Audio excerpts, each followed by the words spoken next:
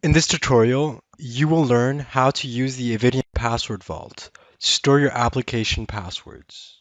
I will show you how to add an application to your password vault, how to copy and paste your login password to your application, and how to generate automatically a complex password from the password vault.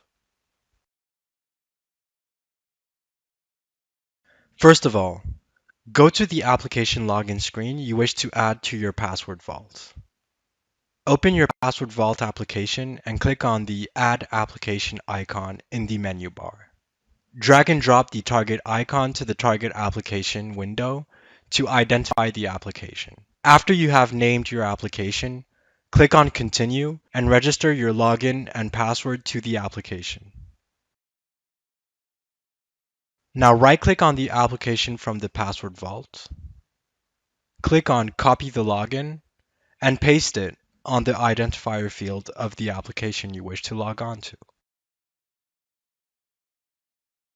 When I click in the password field, a shortcut to my password vault appears. Click on My Passwords and then right-click again on the corresponding application to select the Copy Password action. Paste it in the password field and then log into your application.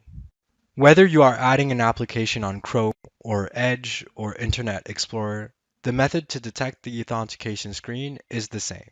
The password vault can also help you generate complex passwords when you wish to change a password to an application.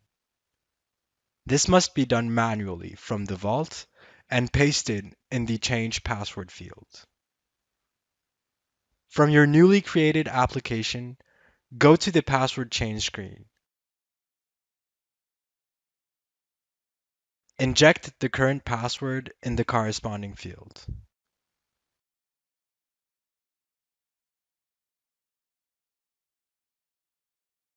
In order to generate a new password, in the menu bar at the top of the Password Vault, click on Properties. A reauthentication using an authentication method available to the user is required. The application modification window appears. Click on the password generation icon. A new complex password has been generated.